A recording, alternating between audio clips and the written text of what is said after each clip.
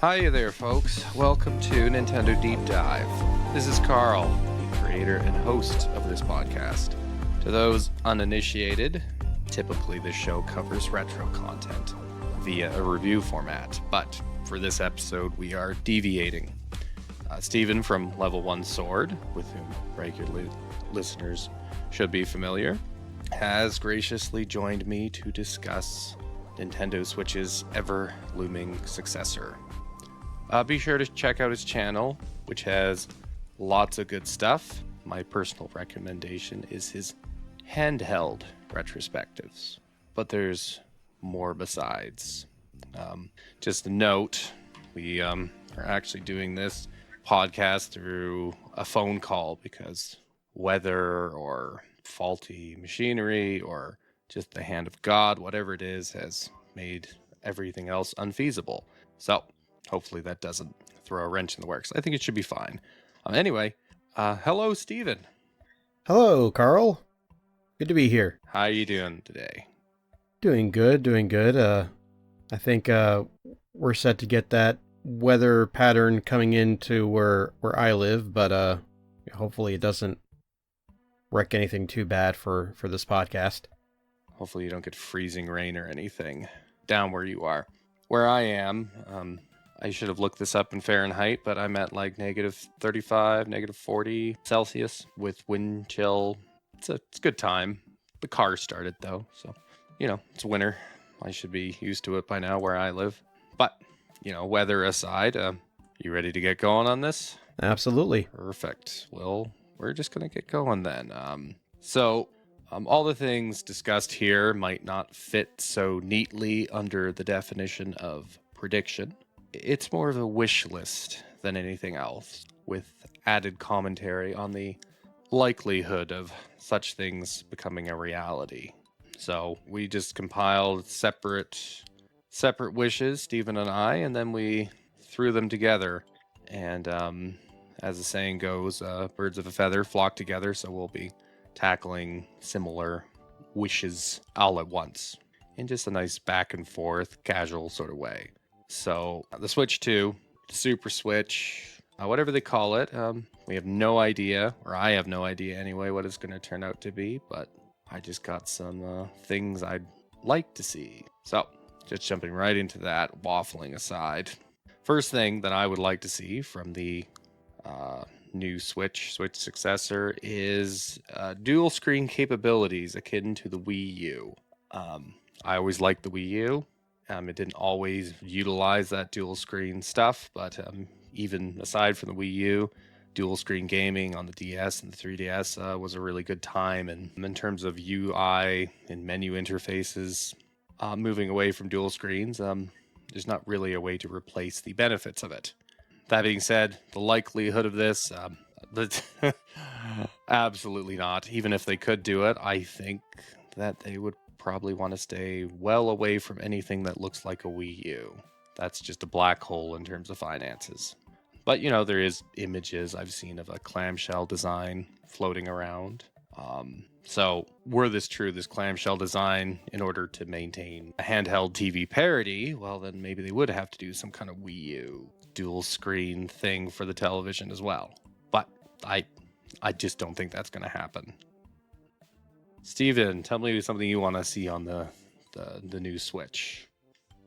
Yeah, so I really want to see, again, this is a wish list. I want to see the return of the Virtual Console. I do think we're going to see GameCube, DS, Wii, and 3DS games on the new system. And for that to work, we're going to, have to have, DS and 3DS would ideally have to take advantage of something like a dual screen setup. But, with the current Nintendo Switch Online service, with them offering legacy content, I think that they're probably just going to copy what emulators have done already with utilizing a single screen. And I do believe that Nintendo DS games on the Wii U, there is a mode that you can just put both screens on a single screen with, having a more dominant screen, whether you want that to be the bottom or the top screen, show up larger. I think you can do that with the Wii U. I've just dabbled with DS games on Wii U, so I'm not 100% sure on if my memory's correct and how they do that. But they will probably just do that if we just get one screen on the new system. I do believe that I have seen something like either a clamshell prototype or even something where it's almost like the unit is comprised of two screens, but one of the screens can separate. And if it's going to be something like that, I think that we are definitely going to be in a good position to play some of these older portable titles. Now, when it comes to just the Virtual Console as opposed to what the Nintendo Switch Online service is doing now, I'm thinking no. I think there's a very low chance that will actually happen, just because there's a great example of something like that happening though with Sony. Currently, if you are subscribed to the premium tier of PlayStation Plus, you do get these extra games. I think so far they've done PS1 classics, PSP classics. You can stream PS3 games onto the PS5. But if you're not subscribed, they do allow you to get these older titles just a la mode. You can just buy them and then you own them without the need for the subscription service. And even though Sony is doing that, I think Nintendo is just going to keep doing their current 2-tier NSO service. And they might even add a third pricier tier for things like GameCube and Wii, 3DS. They might throw, DS onto the current top tier that has a N64 and for some reason Sega Genesis on it. So yeah, I do think that Nintendo's probably not going to go back to Virtual Console because reasons. They like to be in control of their content. Well, just to interject on that, a lot of other companies that would contribute to the Virtual Console, they've started releasing just these big compilation products. So they don't even really need the Virtual Console, which kind of guts the older style of Virtual Console to a degree. I mean, you're probably correct, but yeah, I really did not like this NSO service, especially the multi-tiered aspect of it. I mean, I didn't end up paying money for it, so, I didn't lose any money on it. I just actively didn't engage with it, which is also kind of lousy. Just my little interjection. So, kind of jumping off the Virtual Console, I think the Switch 2 is going to be backwards compatible with typical Switch games. Or I hope it is, and I hope that it's going to offer performance optimization in the similar way that the PlayStation and Xbox, they've been doing this for a while. I feel just because of the PS4 Pro and the Xbox One X and the Xbox One S. The Xbox's name conventions really confused me. Just as an aside, I mean, the Wii U wasn't a great name, but I think it's better than what Xbox has going on in terms of understanding what you're buying. Anyway, that's an aside, but somehow in terms of likelihood, I feel that Nintendo wouldn't do the optimization part. They just have a long history of kind of just throwing out games as they are on their services. But then again, maybe they will, because it's sort of a newer thing in general to optimize content in a backwards retrospective sort of way. So, Steven, I think you had some thoughts on this too. Yeah, I am hopeful for both backwards compatibility and some form of increased performance out of the old Switch titles. And honestly, backwards compatibility by itself is just, when it comes to any console, it's what I want the most out of the next generation. I've been gaming for a long time. There's a lot of gamers that are my age, so personally, I just don't like to have multiple generations of consoles hooked up at once, and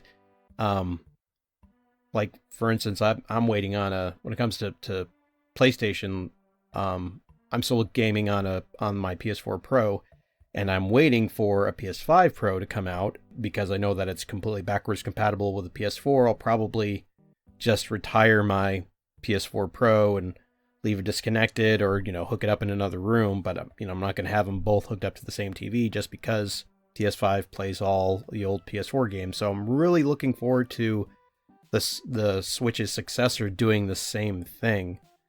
And something to add on to that real quick is, of course, I think physical media is going to continue. The cost of games is going to be $70 across the board just because, that's what Sony and Microsoft are doing. So Nintendo has done it once with Tears of the Kingdom.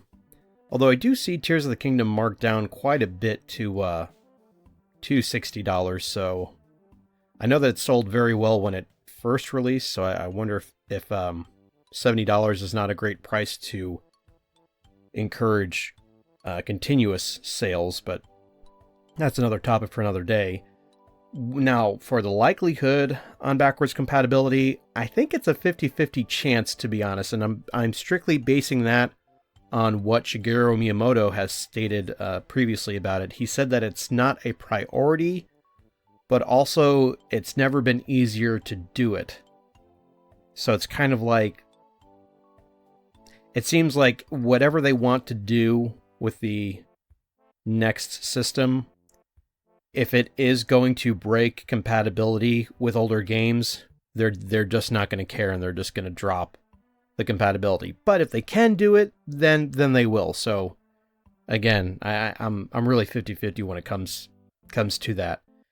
Now, I do think if we do get backwards compatibility, it's a very, very likely that you'll see what I would call performance stability improvement.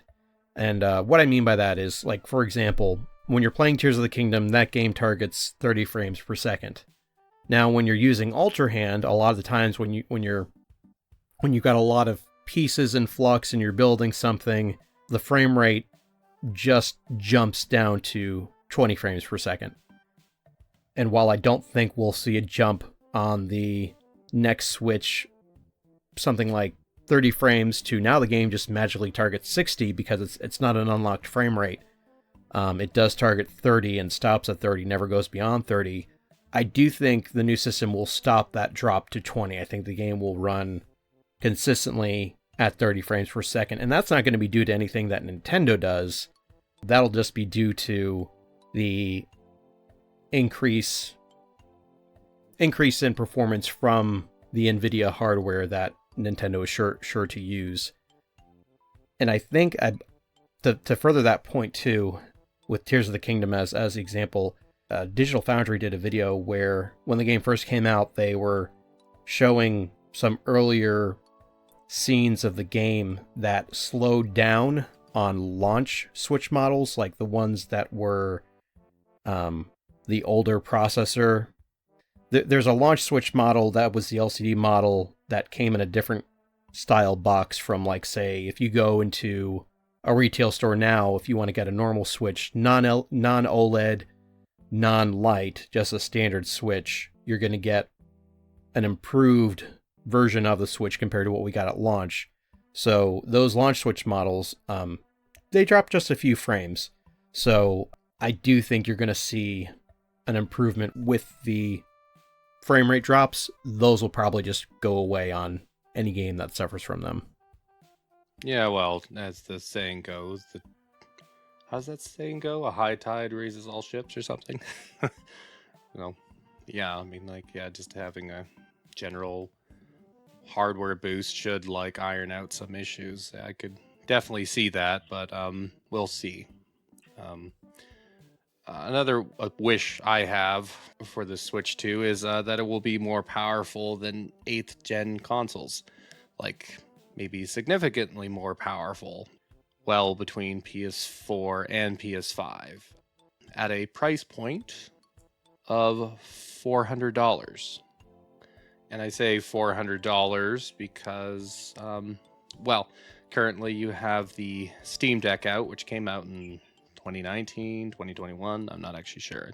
Maybe it was 2020. And if I'm not misunderstanding, that system actually has been doing a good job at targeting kind of low, medium PC gaming performance. But I don't have a Steam Deck. But Steven, you do. So why don't you inform me a little more about it, since I just don't have one.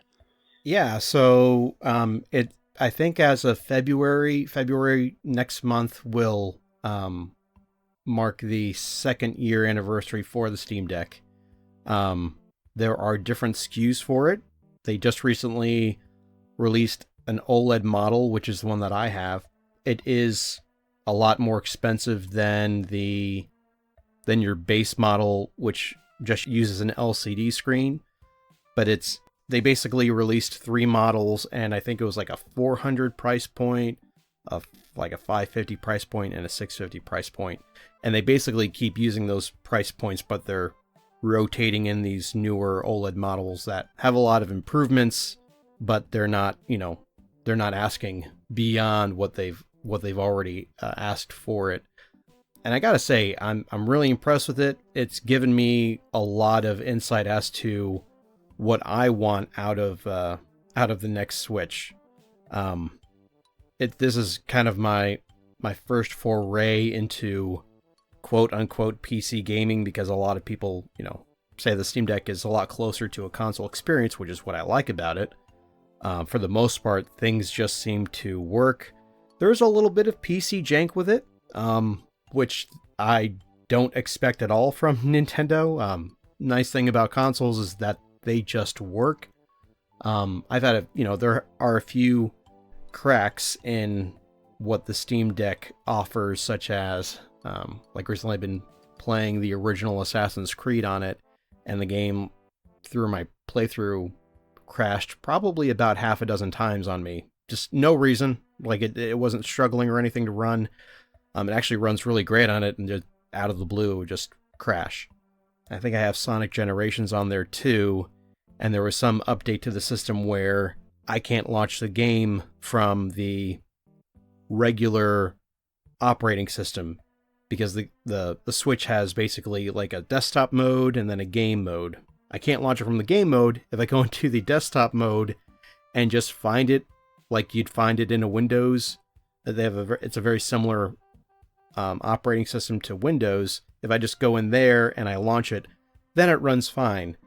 And apparently, according to forums, people have just been saying, yeah, they made an update to the Steam OS where it's just kind of broken like that. So I'm like, okay, well, if I ever want to play this game, unless Valve chooses to patch it yet again and fix that, I'm stuck just having to do this workaround. So there is a little bit of jank to it, but it is an amazing machine and does a lot of good stuff to it. Now, in regards to how the pricing is going to work, and I don't know if you want to do a little bit of back and forth with this, but currently you can buy the LCD model OLED that comes with 256 gigabytes of space, and that's currently sitting at $399 or $400 US to buy that. So I do think we kind of can see that from some kind of benchmark that the next Switch will have to shoot for. If I can push back a little bit, the Steam Deck is just like kind of its own little brick, though, right? There's probably like a charging cord, and that's about it. Am I right? More or less. Oh, as far as what it comes with? Yeah. Yeah, I mean, it comes with a case. Comes nice. with a nice hard case and a charger. And that's all there is to it. I mean, it doesn't support any kind of physical media. It's digital only. That probably helps. It does support, micro SD cards up to, I want to say, 2 terabytes, same as the current Switch does. But I think there have been some rumors that the next Switch is going to go back to an LCD screen to help with the overall cost of it. Oh, I would bet my life So on that probably. Just the nature of it. Just one thing about the Switch, I'm just thinking of like little add-up costs. Like I don't know how much it costs to have physical media. Like a port for physical media. Maybe that's like $2. Maybe it's $3. I don't know. Or the fact that the Switch will have some kind of docking station. The Switch 2. What's that? $10, $20. The fact that the system's kind of multimodal means that there's like different manufacturing realities, slightly different realities to the Steam Deck. Now, I don't know how furbished the Steam Deck is. Like, it looks pretty beefy and pretty comfortable. You've held it. Is it pretty comfortable to hold? The buttons and the sticks, are they all pretty nice? yeah, well, yes and no. I want to say that the build quality um, is adequate, because it does feel like the plastic that it's made from, it's not as premium feeling as, say, the Switch OLED. Now, the standard Switch, which does kind of have like a bit of a toy-like feel to it, I would say it's closer to that in terms of build quality. But when it comes to things like the buttons, the sticks feel really nice. The sticks feel so much better than Joy-Con sticks. The triggers and bumper buttons feel really good. It's even got 4 rear buttons as well, on the bottom. Like they call them L4, R4, L5, R5. And it even has a couple of trackpads on either side for mouse operations. The screen is a touch screen. So it does have a lot more features on it. It even does rumble and can support motion controls as well.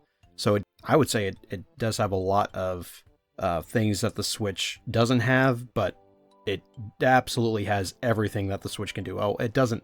I don't think it has an NFC reader on it, which that's a good question. I wonder if the next Switch will do anything with Amiibo. I imagine maybe, especially if they do backwards compatibility, but maybe they're going to go away from Amiibo. I don't know how much those NFC readers cost. Don't they cost like $5 or something? They could almost just release a little individual puck if they were worried about backwards. Yeah, kind of like they did for the 3DS. Yeah, and like save themselves that little bit of overhead. So I guess like to like drive home my point, is there enough features on the Steam Deck? It sounds like I already know the answer, that they could like pare back to cover the costs of the hybrid nature of the Switch 2. I suppose that's my question. I think so, because I do think that, of course, Nintendo does a lot of tricks with their hardware to get it down in price. And I want to say that those tricks are doing things like they buy a lot of processors in bulk. During the pandemic a couple of years ago, it wasn't all that hard for Nintendo to produce Switch systems compared to Sony and Microsoft coming out with the PS5 and the Xbox Series X and S, because they were working on newer processors that were harder to get, whereas Nintendo had already bought all of their processors from Nvidia. Like they've got storehouses, I'm assuming, of processors for the current Switch. So, they probably have like, I don't know, a couple 100 million or something like that. So when they buy stuff in bulk and in advance, they can get a deal with Nvidia so that they can then not have to worry about so much overhead. I want to say the Steam Deck production, especially when it started, it was kind of limited. In fact, a lot of people had to wait several months to get theirs from when they pre-ordered it. Now with the OLED was different. And I do think Valve rather, has seen the popularity of the device, and they have kicked up production of it. So now if you buy one now, you're going to get yours in under a week. But at the same time, they're keeping prices down. That being said, I still think Nintendo sells a lot more hardware, and they will sell a lot more hardware than Valve probably ever will. And I think that helps them keep their costs down, even if you do consider it, additional hardware in the box, like a dock. I've seen teardowns of the Switch dock, and there's not all that much to it. There's really no processing going on with it, other than it just kind of passes on extra power to the Switch to have it run at 1080p as opposed to 720p with the games. So I don't expect the dock for the second Switch to do all that much unless that's going to be one of those, surprise gimmicks that Nintendo adds to the new system to make it look like a must buy for everybody. Yeah. I don't know why those docks cost like $80 or even $100 to replace at launch. Like they were making a high margin on that, but I guess my concern with a $400 price point is just all the multimodal aspects of the Switch. Even like an HDMI cord, I think that's like what, $10 maybe? Depends. Like, I mean, if they buy them in bulk, it's hard to say. But I remember them with the new 3DS XL. They just didn't release it with an AC adapter to save that $10 just to keep at Right. 200. So this stuff, it's not fan. But then oddly enough, they included it with the new 2DS XL. So Yeah, they saved money on the I don't know. 3DS screen, and they could put it back in. I don't know. Yeah, it's all very odd sometimes. In terms of moving past furbishings, I've seen it's actually kind of exciting. There's sort of a growing market of premium handhelds. One I'd never heard of, the NEO, which actually looks really nice and apparently is quite powerful, judging from footage. So just judging by the current premium handheld market, it seems very possible to make a pretty powerful handheld now, or a handheld that, I don't know what the word would be. It just has a pretty solid baseline, though the NEO, I think it's like $600 at least. It's hard to tell with my conversion rates. And then, of course, the Steam Deck. But I guess raw power isn't really, well, I suppose it's never been the only thing that counts. Look at the N64 famously, but specifically with this newer technology with what's it called? DLS or DLSS? Yeah, DLSS. And also just faster flash memory, I believe, or just memory and compression, all those things. You can do a lot of things with weaker hardware now. If you can run some of these systems and software and these features, it's possible to make some pretty powerful software and some graphically intense software. So can the Steam Deck, let's say, run DLSS? Or I believe so. As long as the game supports it, then it will be supported by the deck. And not just DLSS, there are other I guess these are scaling algorithms, you could say, where basically, to quickly explain what it does, is it will take a lower resolution image, like let's say you want to run a game at 480 internally, but then you want to upscale the image, do a little bit of processing to it to get, an HD 720 out of it. That's what these are good for. Normally, it does take a little bit more processing power, but sometimes you might lose a few frames out of it, but most of the time it's a good trade-off to make to get. So you're basically gonna get a higher resolution image for less processing costs is what it's going for. Yeah, and there's, in terms of the Switch 2's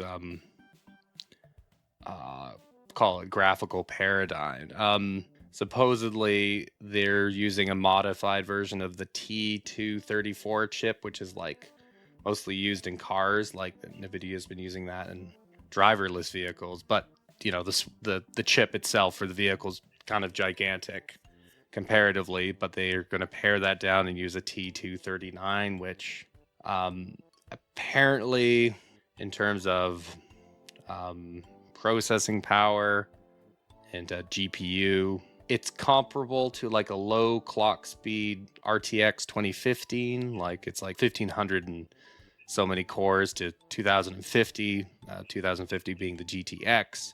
And they're thinking that's going to be its power level, because both are based on Ampere architecture.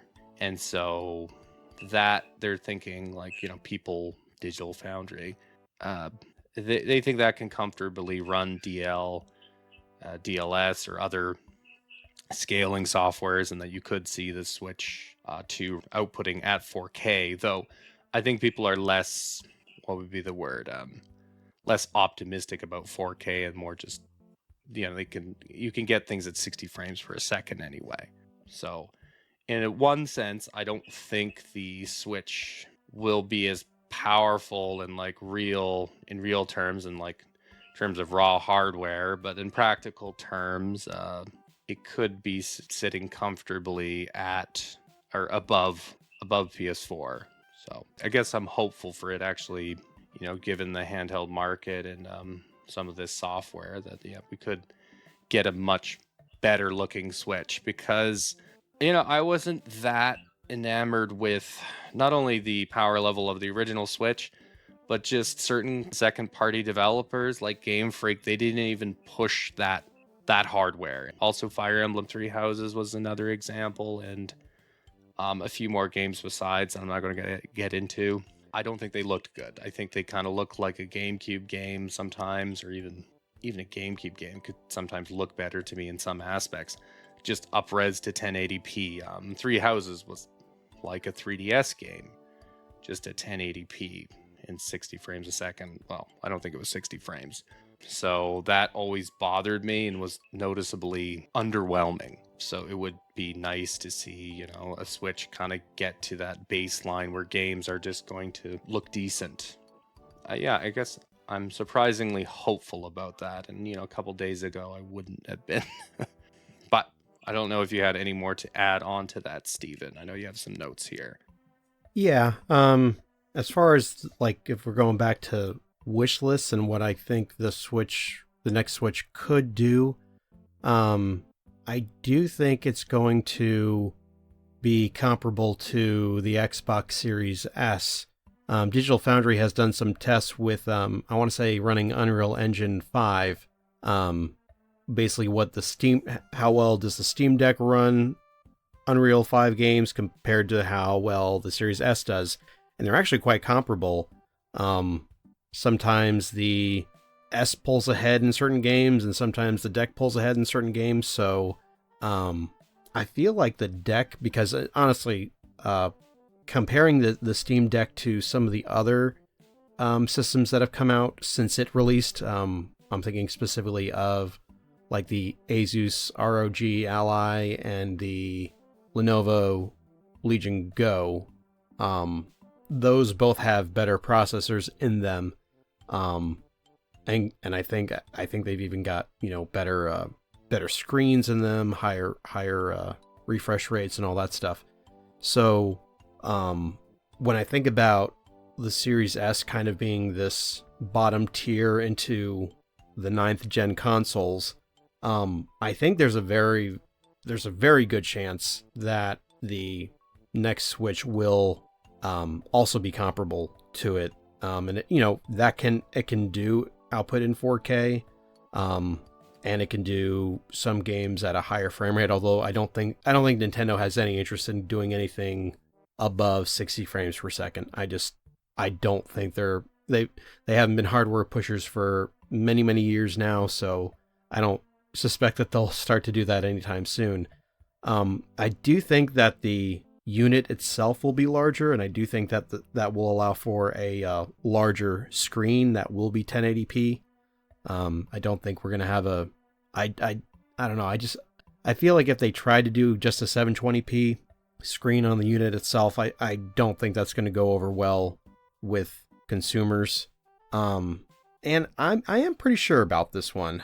I am pretty sure as far as its power output being very close to a Series S. And all that to say that if we do look at the Series S, it's been out for about, I want to say, it's been 3 years since the new consoles came out, like what, fall of 2020, late 2020.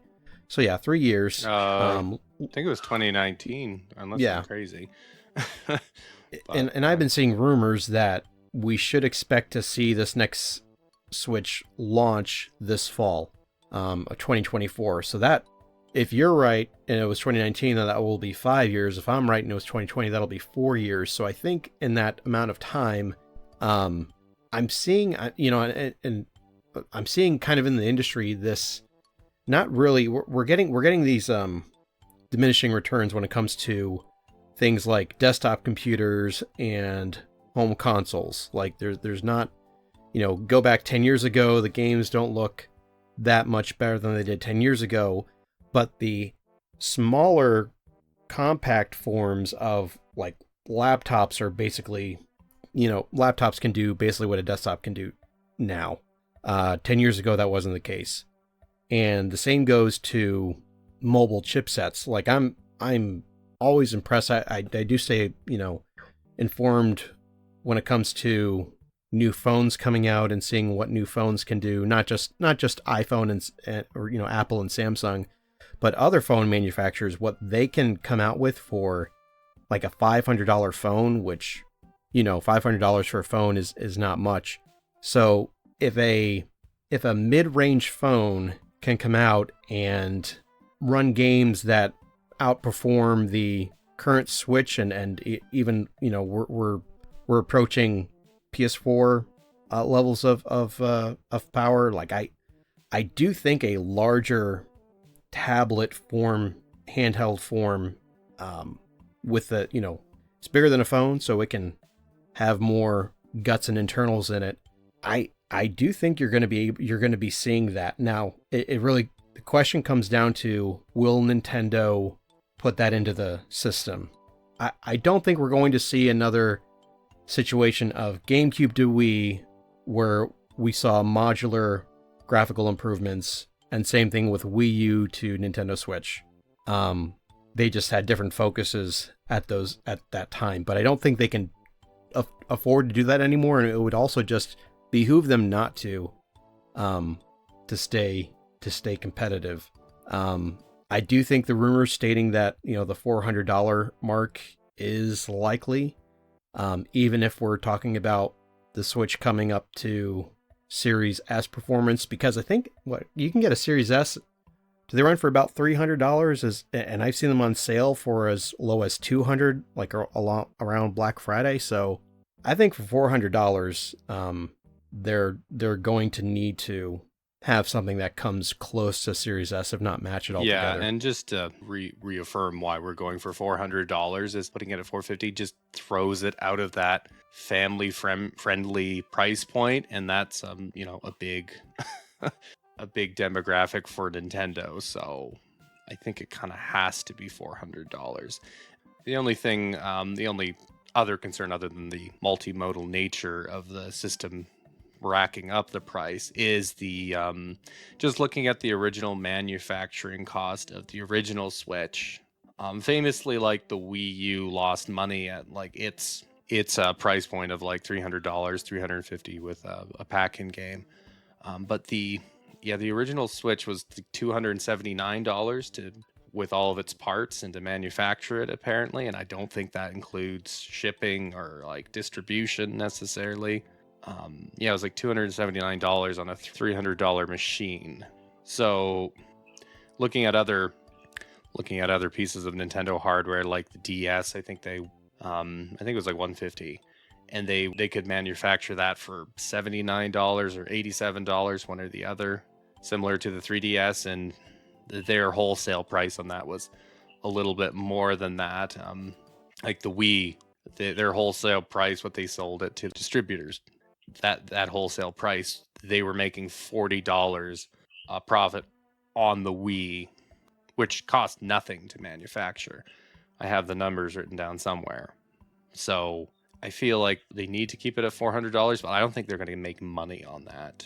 And Nintendo does love, I guess they do love to make money just selling the hardware without a game, more so than the other companies. And that just might be a cost they need to eat. Yeah, and I did want to add to that. You're right. Nintendo does make a little bit of a profit margin off of the actual sale of the hardware, but where they mostly make their money is in software sales.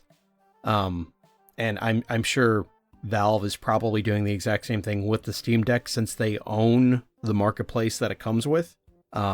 They're looking at, we can take a little bit of a loss on the hardware because we know we're going to make it up and then some in software sales. In fact, Sony famously sold almost all of their consoles, I think, that come out, they sell at a loss initially.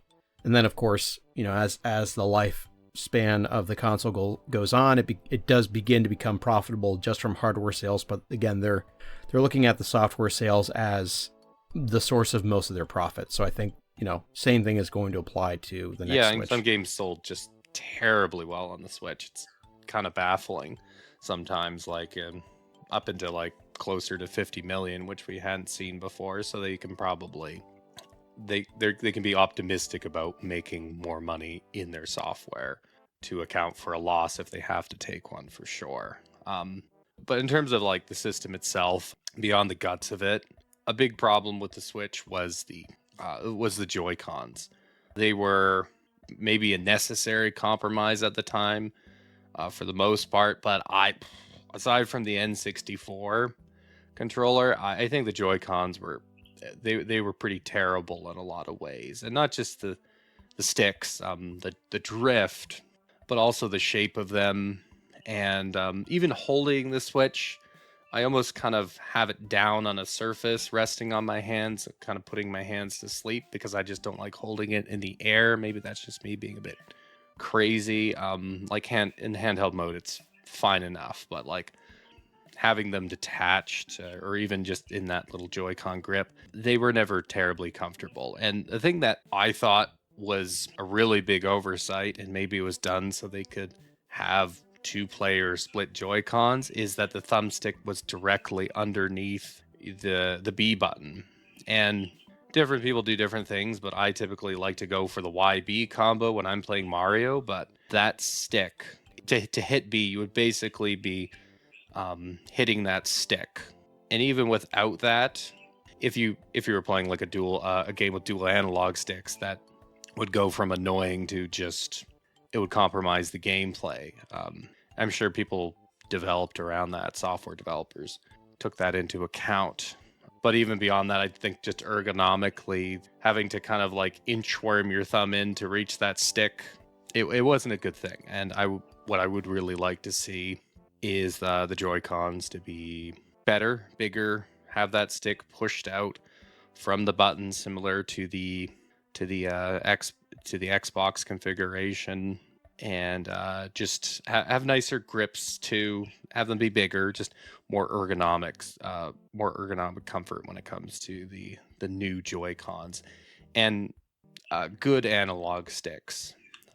I think I preferred the circle pad on the 3DS was terribly comfortable. I don't know why, and I don't think they could do that, but I thought that was better than the analog sticks on the Switch. So Agreed. I'd really just like better analog sticks and better shoulder buttons and all that other stuff I said. And I think that's a likelihood for sure. Yeah, you think that's a likelihood, Steven? I do. I feel like the Switch has this rigid devotion to the form factor of it being a slate. The Joy-Con have a little bit of an ergonomic kind of dip down towards the front so that there's room for the actual triggers, ZR and ZL. But outside of that, it's very, I don't know, like I feel like any adult male with, larger hands probably, especially the Switch Lite, it doesn't feel the best in handheld mode. Man, especially probably listeners are gonna be tired of me bringing up the Steam Deck, but the Steam Deck feels amazing. The Steam Deck, honestly, it feels a lot like the ergonomics of the Wii U gamepad, which anyone who's ever held one of those pretty much agrees. Yeah, the ergonomics on it feel really good to hold. I love the Wii U gamepad for that. Yeah, it feels really good in the hand, and that's because they molded it well like that. I do think that you will probably see that. You will see detachable Joy-Cons, and they will be larger. I also think that they're probably going to keep, I think the IR sensor is probably going to stay there, but it's also going to completely be underutilized. And I do also think that I think the motion controls are going to be improved with the Joy-Con. I don't, I think, I don't know that we've brought up stick drift just yet. I hear from a lot of people that, even the DualSense controller on the PS5 can sometimes have stick drift.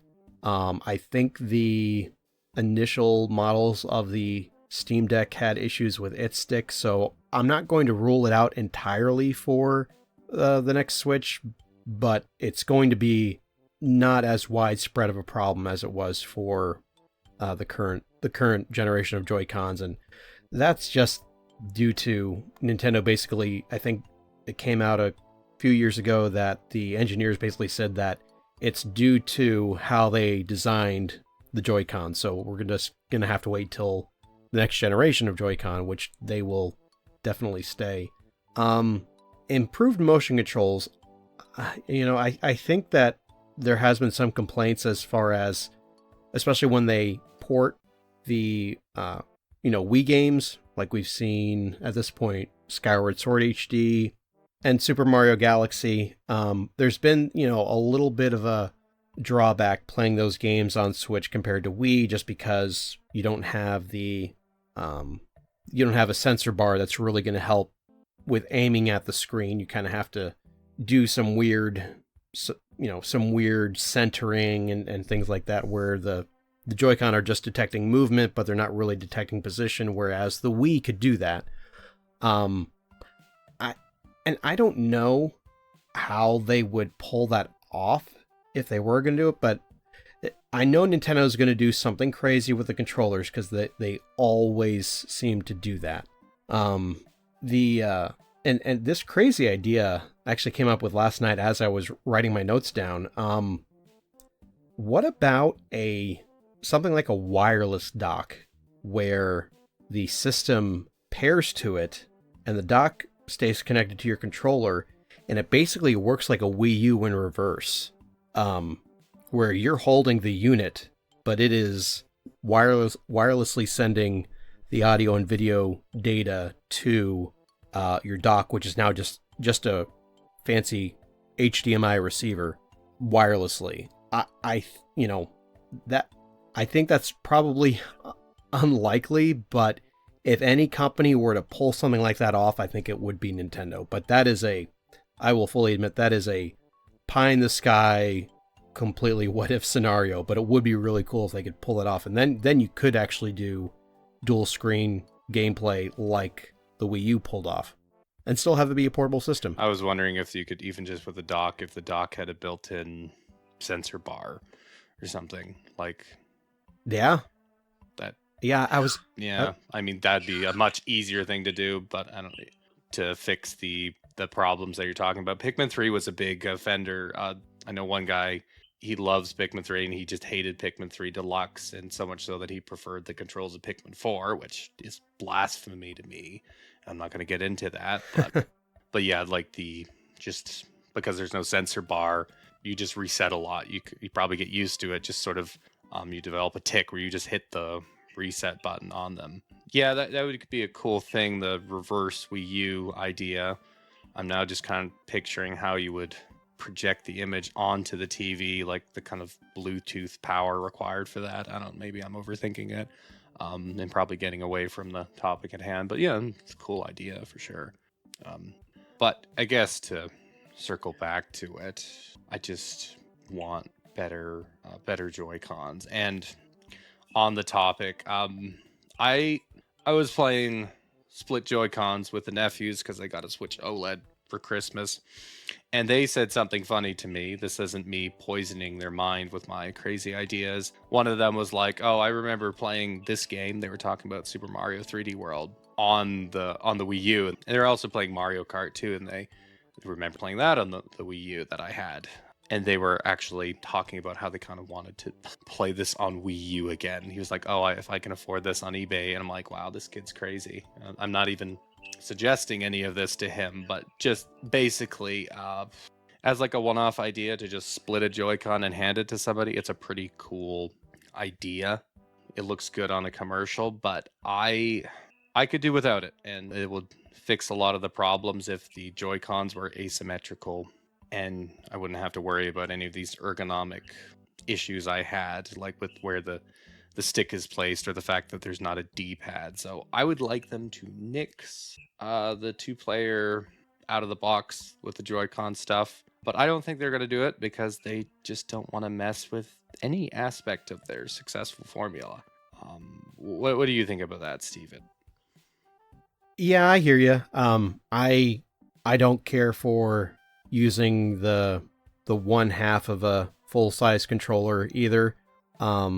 We have been my kids and I have been playing through multiplayer of Sonic Superstars, and it does work for, I would say, simple controlling games such as Mario Kart and 2D platformers. But anything else, you're probably gonna want something more substantial.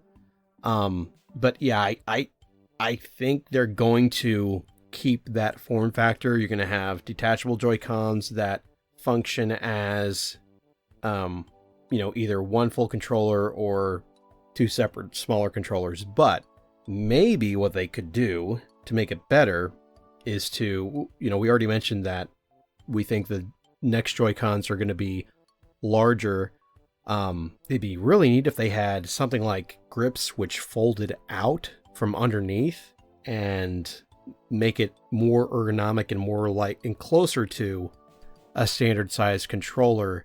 And hey, maybe if you're playing with a kid, because I feel like that was the direction they were going with the original Joy-Cons, is they were pretty much saying, okay, if you've got like a smaller kid below the age of, I don't know, 8 years old and maybe younger, they wouldn't mind using a much more simplified controller with just a stick and 4 face buttons and 2 little shoulder buttons.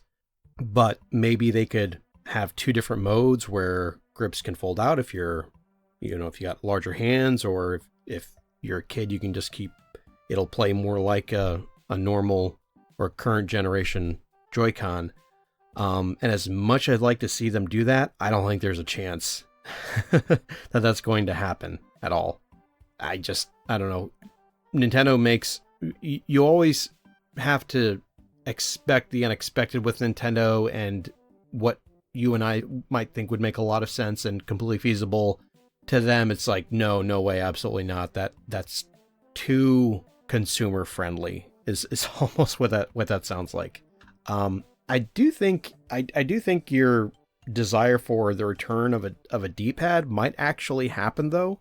I don't know how they would do it, because I do think they do want to have that inverse controller setup for their next Joy-Con sets. But I don't know, there is something about the fact that they made the D-pad part of the Switch Lite, and I know that's just because the Joy-Cons don't separate, and it would be pointless at that point to have it divided into 4 separate buttons. But I don't know. I think it's such a part of their history that unless they're planning on a Switch 2 Lite to include that, which I don't know, that seems too lazy for them to do something like that. Something does tell me they're going to bring the D-pad back to the original default controller somehow. I mean, I'd definitely like it. I mean, at the end of the day, you can just buy another controller, but those other controllers aren't terribly cheap, so. And there are third-party Joy-Cons that basically do this. You can just slide them on and get your D-pad back. Believe it or not, I can handle the buttons on the side. Like, I'm more bothered by the stick being directly under the B button. Though, I mean, a D-pad would be nice. One thing, though, like, at $400, like, just thinking about it, will the Switch come, or the Switch 2 come with a pack-in game? And when the Switch came out, that 1-2 Switch game seemed like it should have been a pack-in game, given just how insubstantial it was. But it didn't end up being that way. And I don't know. I would say in terms of likelihood of it having a packing game, I would love a return to form with Nintendo Land. Nintendo Land, just with Nintendo Land alone, this is an unpopular opinion. I think the Wii U launch, the software lineup was fine.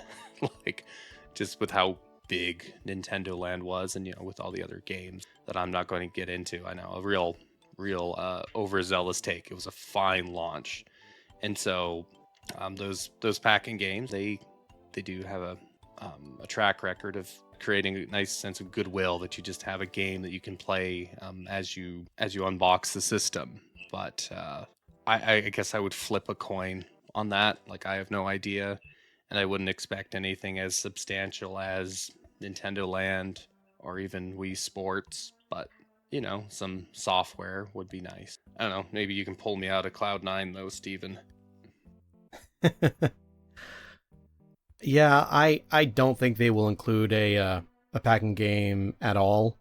What I do see them doing though is there's probably going to be a weird feature. I don't know if they're going to bring back built-in cameras to this, or at least a built-in mic, or maybe some kind of crazy new IR sensor that's more capable. Like, maybe, I don't know, they could do something like what they're doing with phones, where you can literally measure the temperature of something. I don't know, but I think if it does have a crazy new feature, because this is Nintendo, that probably will, I could totally see them including some pre-installed apps which use this. And one of my favorite ones that I played around with the 3DS were the AR games that it came included with.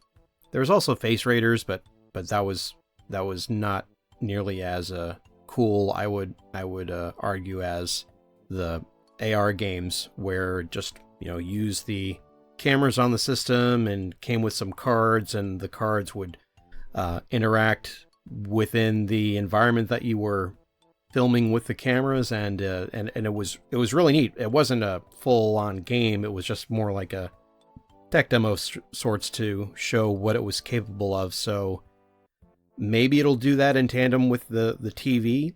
But yeah, as far as a full-fledged title, I think you're going to have to wait around for a Black Friday deal. It'll probably be Mario Kart 9, or who knows, Mario Kart 8 Deluxe Super, because they don't seem to be interested in letting that game die anytime soon. Yeah. And one thinking about it in a weird way, like sometimes these packing games can almost be negative marketing, like them not including 1-2 Switch. It's like, I don't know, wouldn't that cast a bad image on the Switch if you bought the Switch back in the day and it had that game on there, which seemed, I don't know, stupid, for lack of a better word, completely uncool. Or like Knack, I think, came with a PS4, and I never played Knack, so I don't know about its quality, but something about it was off-putting to me. So maybe, it's a nice thought, but at the end of the day, they're eating a cost for something that may blow up in their face or just have a complete neutral effect. But it was more of a Wii U fixture more than anything. But it kind of was something that made that system what it was back in the day, that those pack-in games. Speaking of games, yeah, it is interesting. Sorry to interrupt, but it is interesting that the original NES, Super NES, those came with games. Then when we went to the 64 and the GameCube, no pack-in game.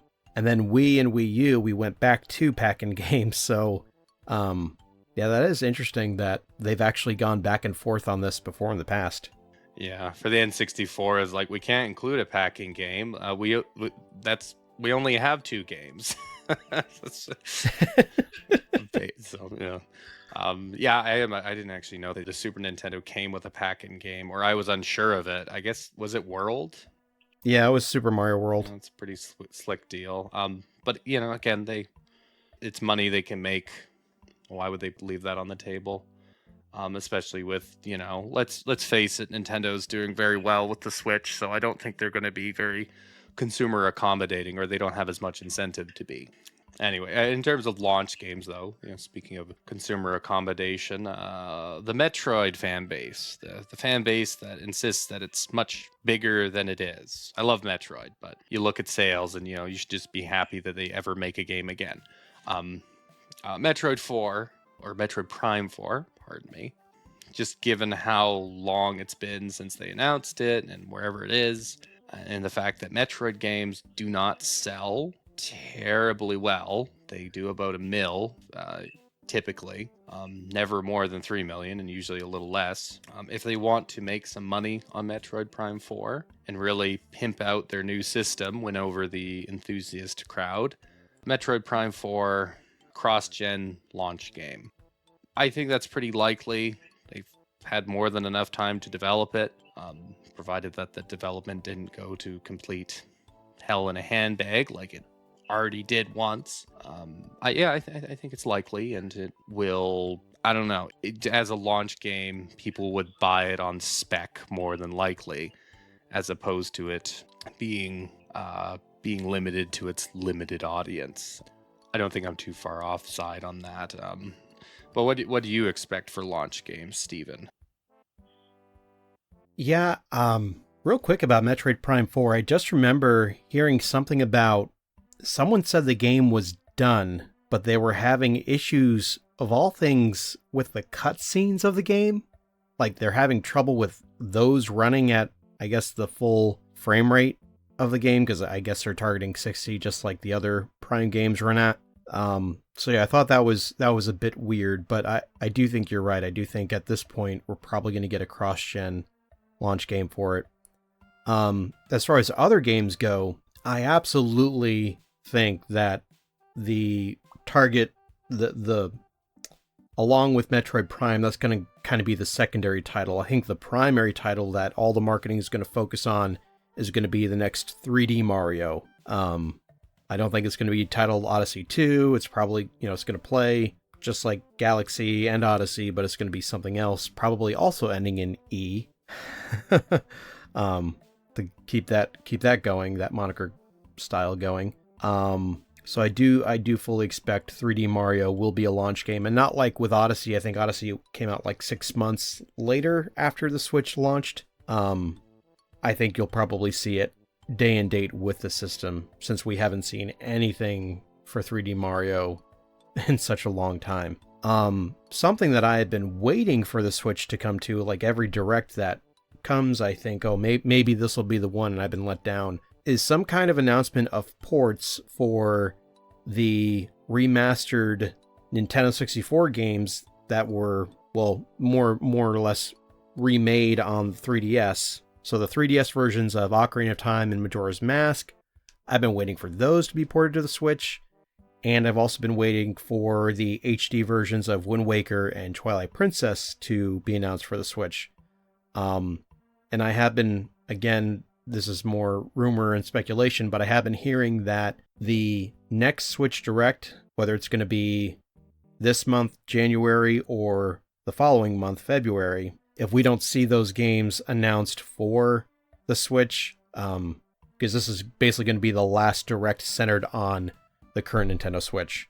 If we don't see those announced now, then they will likely be pushed to the next system. Because I do think they're going to do that at some point. I mean, there just seems to be too much money to be made to not at least port those games. I will say, though, that if that does happen, if they do get pushed to the next system, at that point, I don't think they can simply port the current versions.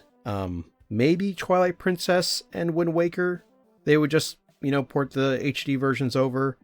And at that point, if it does DLSS and it can upscale to 4K when docked, they could call it, Wind Waker 4K and Twilight Princess 4K. Yeah, you could definitely probably not. You can light remastering on Wind Waker will pretty much make it good to go. That's the strength of that system. Twilight Princess, they would need to definitely fix the geometry, in my opinion. Even on the remaster, it was a pretty good remaster, but like some of the older GameCube geometry didn't hold up for sure. And then, yeah, right, it was more texture work than anything else. Yeah. But I do think that with Ocarina and Majora's Mask being, I would say, more beloved than the GameCube titles, they would probably, at least with Ocarina of Time, I don't there's something going on with Aonuma that he was being interviewed by somebody, or maybe he was just asked by a fan if there was any chance of an Ocarina of Time remake, another one, and he just said no comment. So that's interesting. Normally he doesn't say no comment to things like that. If something's not going to happen, he might just, kind of be like, oh, well, maybe, wouldn't that be fun to see? Ha ha ha, one of those comments. So I think that's quite telling that all he said was no comment to a question about an Ocarina of Time remake. And there were a lot of problems that Majora's Mask's fans had with the 3DS version of Majora's Mask. It changed some things that were really strange to change. I can name a few, yeah. I know that it's the swimming, isn't it? There's a few things, like, honestly, at the end of the day, it's enough of its own experience on the 3DS that, I can accept some of these changes. It's not the end of the world, but it's not just the swimming, and honestly, I don't know if we can get into it, but the swimming is a big one where it's just like, oh, it's worse. But there's other things like that there where they're just kind of actively worse. The Deku scrub, he doesn't carry a momentum like he used to. So it's not technically, in my opinion, the definitive experience, but it's a beautiful game, and there is a lot of little quality of life issues that just playing Majora's Mask recently, I'm like, oh, this issue I had right here is not going to be an issue in the 3DS game. Inventory is actually a big one, specifically for Majora's Mask, but not Ocarina of Time. Even though Ocarina of Time 3D, they do have inventory things that they make it better, even though it was never bad per se. But I guess, yeah, what you're driving at, they could fix up a few things with Majora's Mask if they were going to bring it over to the Switch or the Switch 2, for sure. Yeah. Room for improvement would be reason enough for another version of the game. Mm-hmm. Yeah, that's what I think the launch window might look like. Yeah, just to push back on 3D Mario coming out at launch. This isn't really a big issue. Do they have enough stock to have a big enough base to even accommodate a game that's going to sell as well as it will, though? Like, wouldn't they be better off selling it 3 months down the line, or like 2 months, maybe? Or maybe if they launch in September, launch it in November or December. I don't think so, because you're going to have, if you look at Breath of the Wild, I think Breath of the Wild during its first, 3 months out, it outsold the Wii U version 2-1, and then after that, it was just all Switch sales. Mm-hmm. And it just blew it away. So I think what we're seeing is they release this stellar killer app for a system, and then it just stays on the market. It just stays in stores, and it keeps selling and selling and selling and selling. So I think that's probably what they'll see. I think that's probably what we'll see with Super Mario, whatever at that point, 3D version.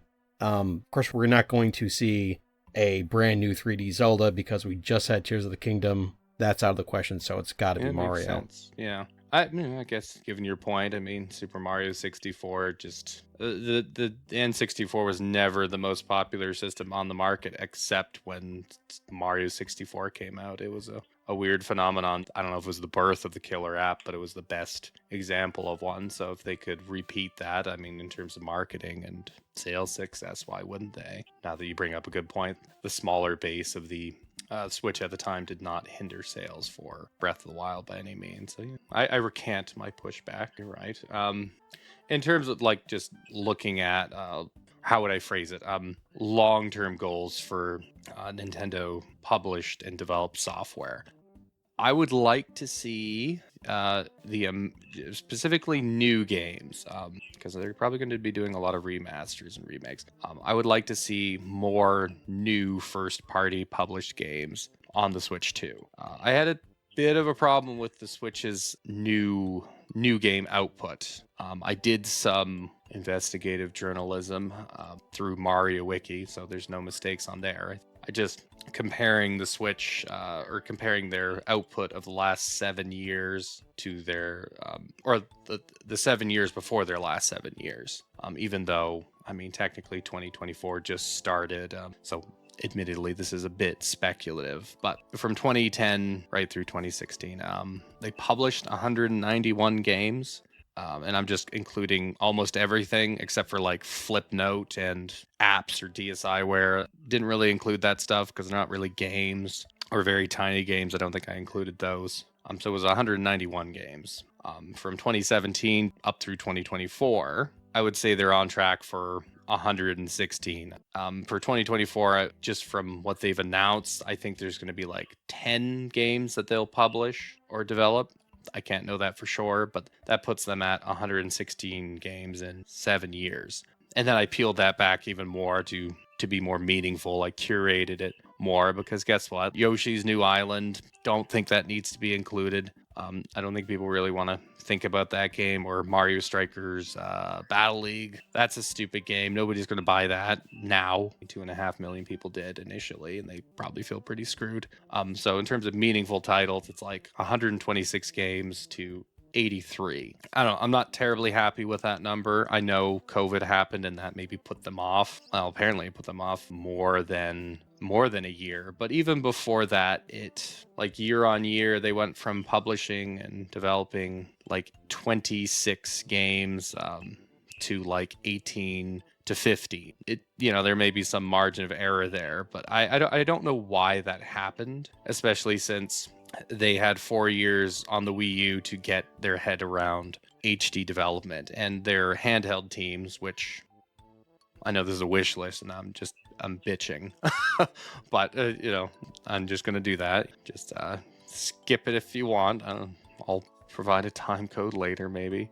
But getting back to it, for their very successful system, they did far less new software. And you could argue that's because a lot of the new software in the prior years was on 3DS and DS, which is significantly less taxing to develop for. Specifically for the 3DS, though, a lot of the development time, or not a lot of it, some of it, I'm sure was actually like paring assets down rather than building them from the ground up. I mean, no doubt 3DS development is less arduous even so, but to push back on that, though, there were some 3DS or some Switch games that I looked at them, and these are pretty much what I'd call, in quotations, handheld games in terms of how much money they were given.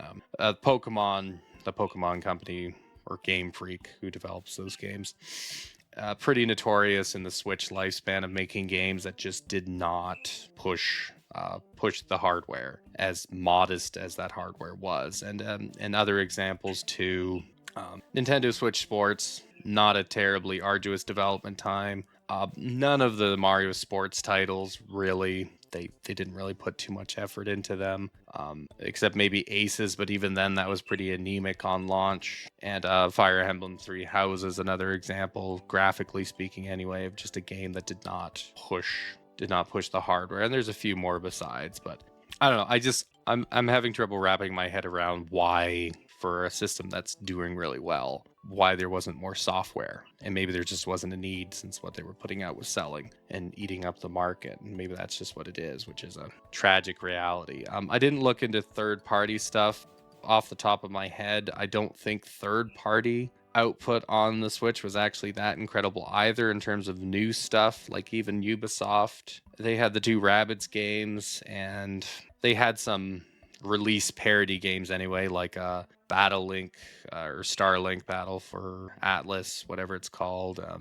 Immortals, that's another one. I think that's what it's called. And now Prince of Persia, the side scroller, which has gotten really good reviews, is another example. So in 7 years' time, though, and unless I'm missing a few, that's not a crazy amount. Obviously, I think Square Enix they supported the Switch pretty good, no doubt.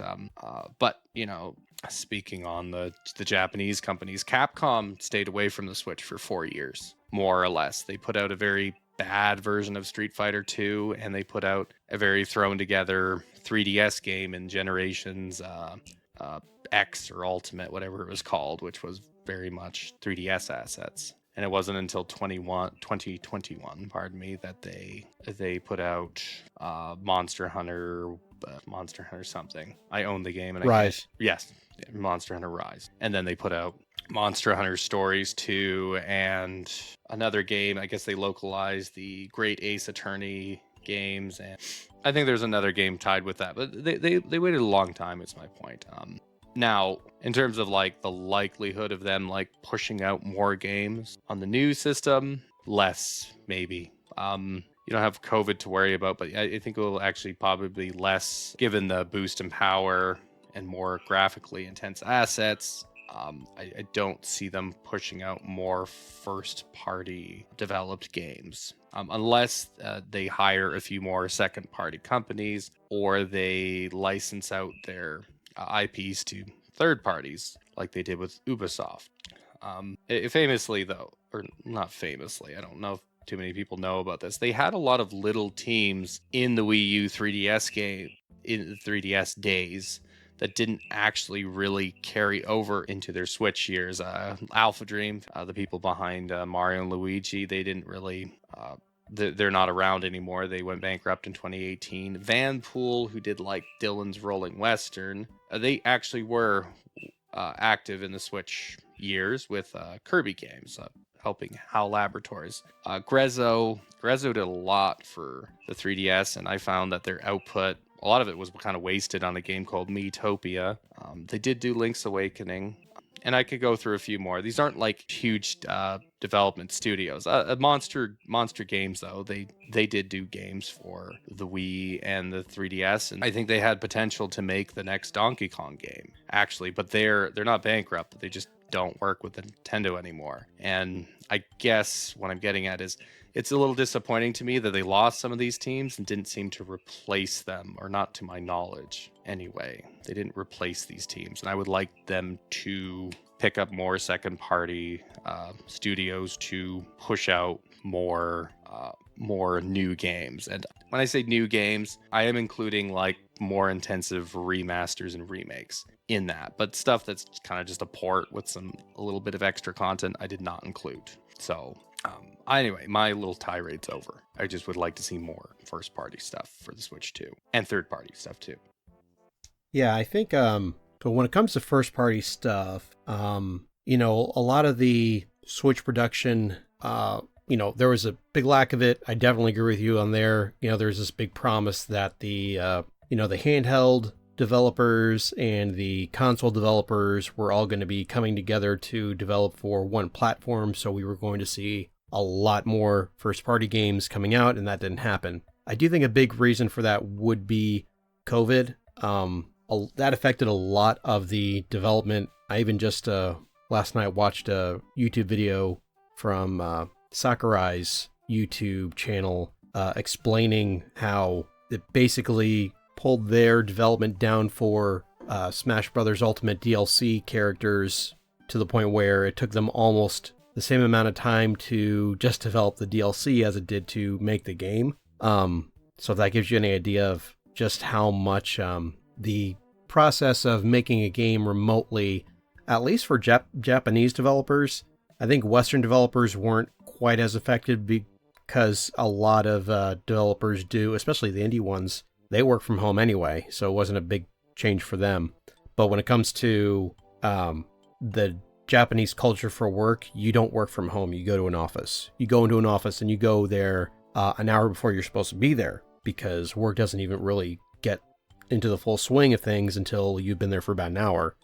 So there's a lot of different expectations for working conditions in Japan as opposed to in the West. So that being said, when COVID hit and everyone had to work from home, they were not prepared to just switch over to do that. That did impede their work, and so now we don't have that restriction anymore. Now all those restrictions are over. Developers are back in the office, and you have that boost, but at the same time, you are going to have a jump whereas there wasn't much of a jump between Wii U and Switch. Between Switch and Switch 2, there is going to be a generational leap in power. So that's going to also scale back those expectations. I do think, kind of as a bit of a side note, that we might see Nintendo buy some more studios in order to help with production. I don't know. I'm 50-50 on it, just because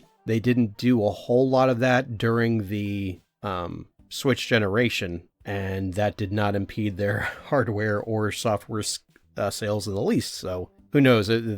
Maybe they want more software out there so that it sells even more, because people, the more games you have available to sell, the more people will buy. So that is something that might happen to help with first party output. Now, when it comes to third party, I think you had touched on this, but I do fully expect to see a whole bunch of ports. We're going to see, PS4 and Xbox One games hit the Switch like never before. Probably would have been a good idea for the Arkham collection to not come out until the next Switch came out. Because man, Probably. That Arkham Knight Switch port is super rough. I don't know if you've seen that. I saw the beginning of it, and I didn't really watch the video because I kind of knew that ahead of time. I'm like, oh, of course it's not going to run well. Gave PCs trouble back in the day. I'm also baffled, or I guess it's probably the license holder's stipulation that they couldn't do anything about that. Hogwarts Legacy came out on Switch too, but again, it's probably the license agreement. But as an aside, probably would have been better for that to come now. And ports do, another reason for this is ports do sell very well on the Switch. There are some versions of games where once it ported to the Switch, it blew up and outsold all the other versions. So I see no reason for there to be fewer ports being done by the third-party developers. In fact, I think we're going to see even more this time around.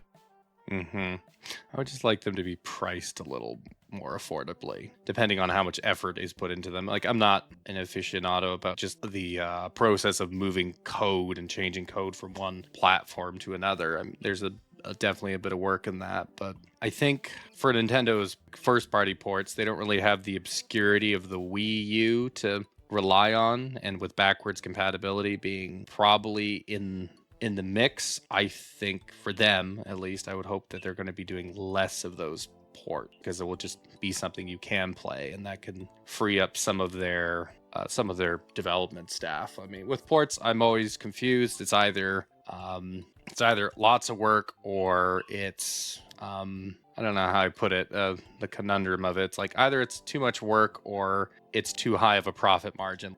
If it's not that much work, I don't think they should charge as much. If it is a lot of work, I don't think they should be putting that much staff on it. Now, they're the bean counter. They're the people making money on it. So if it's profitable to them, then there's no convincing them out of that. That makes perfect sense.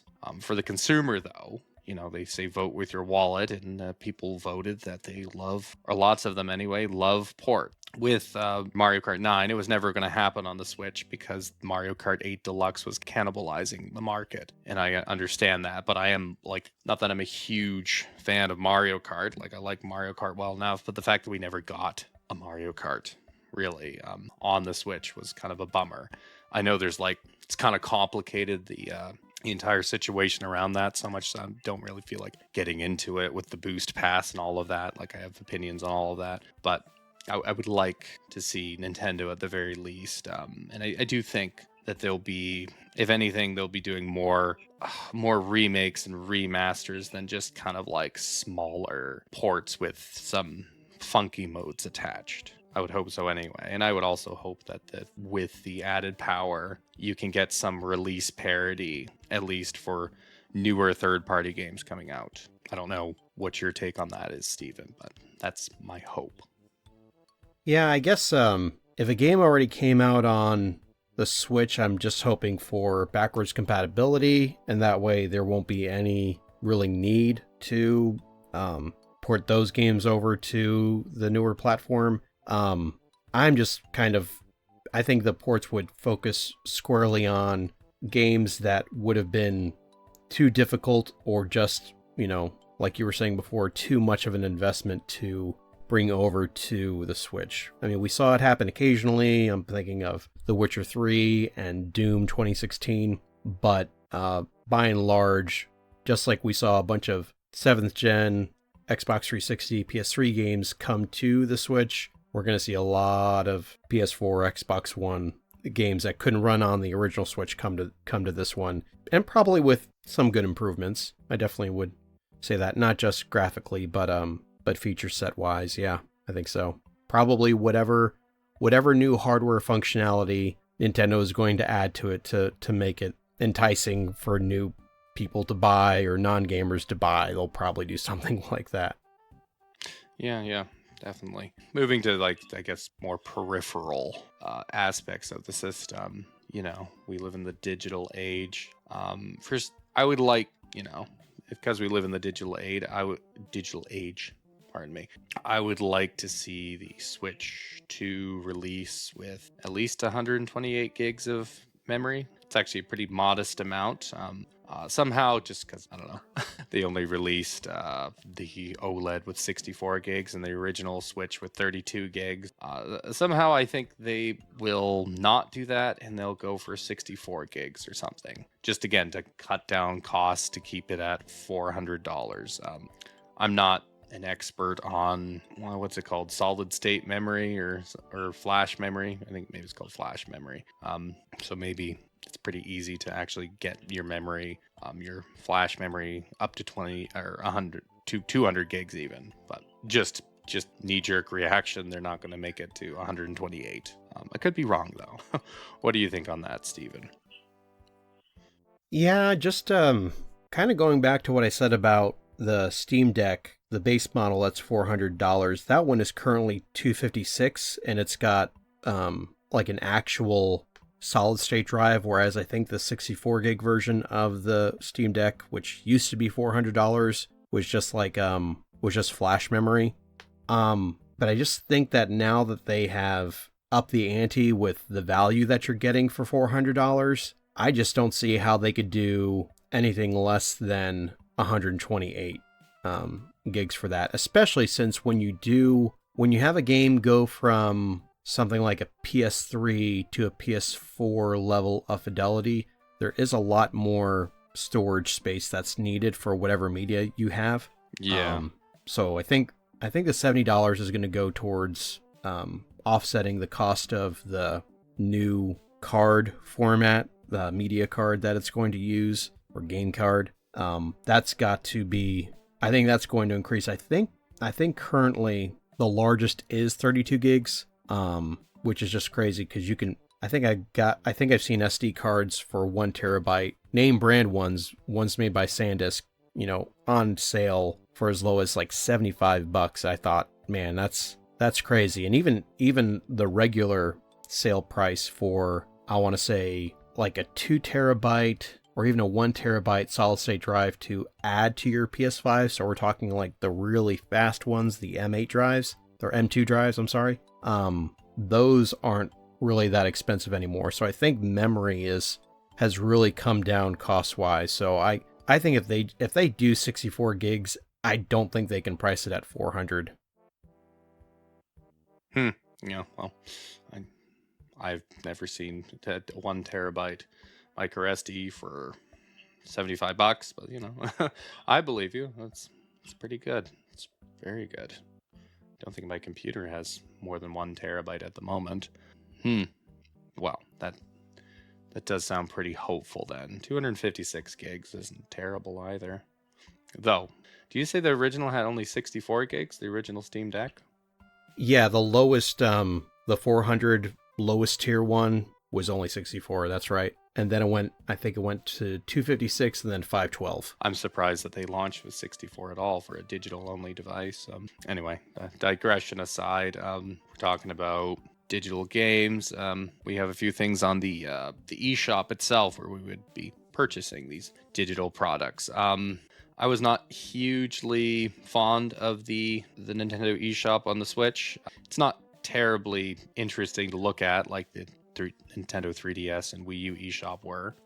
But more than that, I just remember it, I remember since yesterday using it. It's just terribly sluggish, and it just takes a while to load. And the interface, like the setup with all the games, I'm not fond of it in general. And I would like to see, in this iterative product, them improve the eShop and make a better one with maybe more personality too. And in general, just the user interface in the main menu of the screen be more interesting. The 3DS at one point, the 3DS had a lot of cool features, let's face it. But they had the badge arcade, and they had the theme shop, and things where you could really just customize that your UI, and it was really cool. And they could charge money for it, and $2 for a theme, it's like, I don't know, it's the price of a coffee. I must have spent like $40. Well, no, I don't think I spent $40, but I spent some money on these themes, and maybe I did spend more than $40 with the badges included. So they could make some money, and they could make a much more personable UI, both in the shop and just on your main menu. People won't shut up about just the lack of folders on the Switch as it stands. So I'm not actually that hopeful on all of these things, but I think that some of them could come to pass, and I would be very happy for that.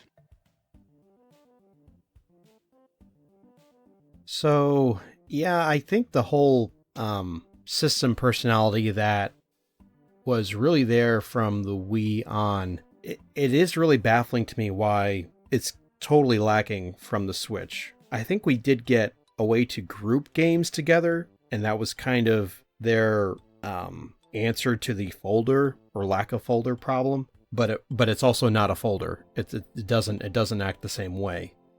So yeah, and it's also strange that there is a theme setting, but only 2 themes are available: Basic White and Basic Black. They're even that is their official names. So it's almost like they were going to add themes to the system, but they just never did. And it's so bizarre. So there has been an outcry against it. So I do think it'd be strange if they didn't go back to that. Back to at least some kind of, like you said, personality, because it's just you go on the Switch, there's no menu music, it's just sound effects and little zips and zoops that you hear, but and those are fine, but I don't think they're enough. No, I mean, I don't. They're kind of leaving money on the table. They could probably get away with charging $4 for a theme. It's just that negligible amount of money, and it's not going to really help their bottom line, but it's not going to hurt it either. And it's goodwill, and they're making some pocket change on top of it. Or even make it something tied to the Nintendo Club membership, and you can use your coins on themes or something like that. Yeah, that would be nice. Even for NSO exclusive themes or what, there's the world's their oyster, and what they could do that they actively didn't. But I think I think that's pretty much all of my wishes. In terms of all the wishes I've made, I think about 5 of them will come true. Just I didn't really perfectly count. Just a rough estimate. 5 or 6 could potentially happen. But I'm to people who listen to this show, they kind of know that I'm not a pessimist, but I don't know. I'm not an easily hyped up person, so I have modest expectations in some things, and then maybe not in others. But yeah, there's about 5 or 6 things I think could come true. We're at 10. That'd make me a little happier. But in general, just kind of talking it out, specifically in terms of the power baseline, if you will, of handheld gaming has seemed to jump up, and it almost seems like the future of console gaming is in handhelds, for lack of a better word, because the PS5 and the Series X, they've been out for at least 4 years, I think. About 4 years, I think. And I don't know if they've really released all that many games. I don't really follow them too closely, but it seems like you're getting your first wave of actually substantial games on these systems like last year. So the development cycles have just seemed to spiraled out of control, and I think developers would probably want to be developing for slightly more modest systems. And at the same time, people like me, like people who played Nintendo games mostly on Nintendo systems, a lot of the graphical features of the PS5, they're lost on me. Like ray tracing, and I think that's all I had for ray tracing. It's all I could think of. I'm not really going to necessarily notice that. So we're now at a point of like, high diminishing returns for high development cost. Whereas for their handhelds, they're not as powerful looking at number of cores and stats and all these numbers and letters that I can't even make heads or tails of. But the handhelds, even though they're not as powerful on paper, they're with all the software coming out and techniques. It seems like you can just with the Switch 2, and if not the Switch 2, the next system, certainly they're going to push well into that Venn diagram of diminishing returns where the mass market isn't going to even appreciate whatever the PS6 can do. And so maybe honestly, Sony could be, maybe there's a crazy statement, maybe they're out of touch just focusing on consoles, like strictly consoles. And maybe with the Switch 2, with the Switch, I feel like it was maybe an awkward middle step in terms of power, but maybe with the Switch 2 going forward, we're looking at the future. That's all I have to say about that. You have the floor, Steven, if you want. Yeah, I just think they've got to, at the very least, target PS4 levels of capability. I do think that handhelds are quickly catching up to the console and even even PC gaming. Steam Deck can even do some ray tracing itself, so that is kind of mind-boggling just to think about, because that's like the one of the three main features of the current console generation that has only been going on for a few years now. And it's just, to me, it's just so nuts that we fixate on very few features as a reason to go out and buy new hardware. But there's room for growth with handhelds, and I think if Nintendo is going to justify a brand new system, well, they've already got the Switch, and the Switch can do what was possible 2 generations ago, which sounds bad, but you can. I just played through Tomb Raider 2013 that on PS3 last month, and it was a good game, and I was like, I don't know why this isn't on the Switch, because it's fantastic. It's a great experience. Doesn't feel retro. It feels very modern. And the game came out over 10 years ago. So I think that we're slowing down as far as innovation and improvements go in terms of graphical capabilities. And when it comes to the next Switch, I fully expect that Nintendo's not only going to make a generational jump over the Switch, but they will also have some kind of weird hardware, maybe some tie to social media. I know that they've dabbled with that before. Just something strange, something that's going to be one of those, yeah, that is something Nintendo would do with a console. Nothing blue ocean like with the Wii, where they just kind of kept it low power and completely focused on motion controls. Nothing like that, but something where something that's going to be weird and going to make it truly stand out. That may or may not have any relevance, or may not even garner any attention from gamers, or people like you and me who just like to play games and maybe get annoyed by the little extra features that are thrown in here and there just to justify a new system or increase the price of a new system. But it is interesting. I'm curious as to see how far they're going to be able to take it and how close it's going to be to the current console generation. And I think that Series S is a good indicator of what's going to happen. And That's kind of sad because I think a lot of Microsoft people that play on the Microsoft consoles, the Series S has well outsold the Series X. So developers are going to be stuck on the developers will be stuck developing for that weaker console in this current generation, and that's just going to be more for the next Switch to then get recent ports of current generation games. Unless we're talking about exclusives, of course. But it's all that to say, it's a fascinating time if you're a fan of handheld gaming. If you could just repeat that one, are you saying that because their floor has been lowered for the Series S, that's beneficial for the Switch 2, essentially? Yeah, absolutely. Mm-hmm. No, that's a fair point. It is funny to think.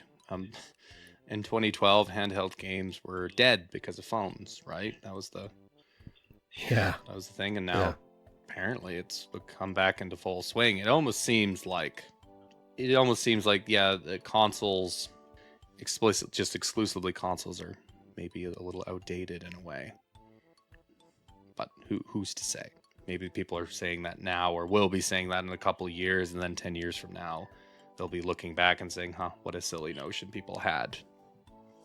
But as for handhelds, it seems they're surprisingly robust, and it's not some kind of jerry-rigged phone kind of handheld situation or Stadia. It's like dedicated handhelds seem to be, have a future again, or still have a future. But this is just, some of the things we want to see for the Switch 2 and some speculations we have about it going forward. I think, just as a final actual prediction, do you think the Switch 2 will be as successful or just generally successful like the Switch, Steven? I think it will probably be a little less successful. Just if they come out with a newer version with some improvements, some light improvements, it's really not going to be eye-catching, which is why I keep kind of bringing up that there's probably going to be some weird, strange new thing with the hardware that's unpredictable. That will be 100%. Yep, that's a Nintendo feature.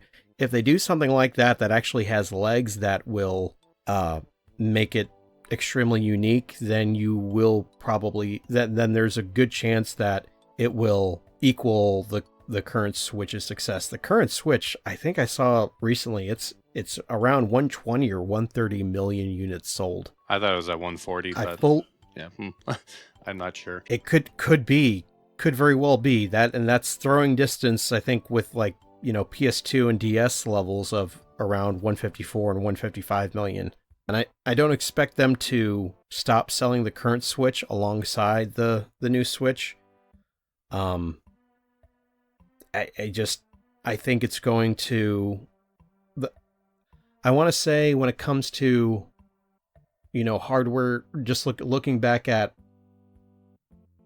Nintendo's history when it comes to them making a sequel system, the Super Nintendo didn't sell as well as the NES, and the Wii U didn't sell nearly as well as the Wii, the Game Boy Advance didn't sell as well as the Game Boy, the 3DS didn't sell as well as the DS. So it's almost like anytime we have these successor systems, they just don't sell quite as well as their predecessor. And some do, and some do worse than others. It's also true for PlayStation as well. So the Switch, it's at 132.46 million units as of November 8th last year. For myself, I don't think it will be as successful just because probability, just looking at the past, systems never seem to hit 150 million or so twice in a row. Right. It is interesting to think about the Switch, though, in terms of its success. Maybe people think it's overwhelmingly successful. I think with software, I think that's where a lot of their money has come from, because Animal Crossing did 42 million, and Tears of the Kingdom's at about 20, and they had some high number sellers.